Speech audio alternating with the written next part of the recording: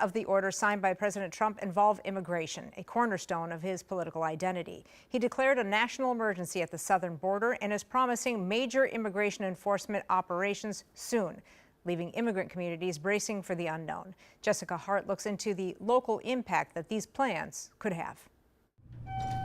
Home isn't always the place you were born. We're here and we're fighting and we will continue to be here. Hannah Sandison with Advocates for Human Rights knows for many immigrants, home is a place you're scared to leave. Stoking fear is a big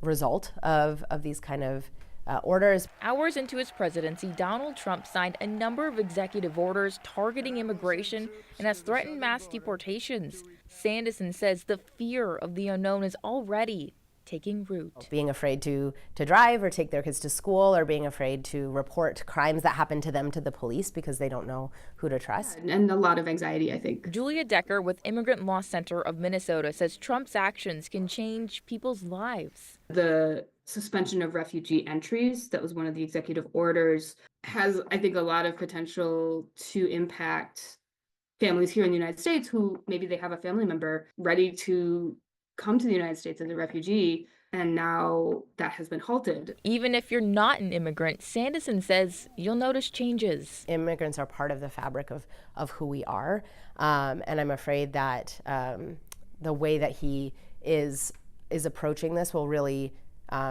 change how our communities interact with each other. Change that will reshape the place we call home, a place some may no longer be able to call home.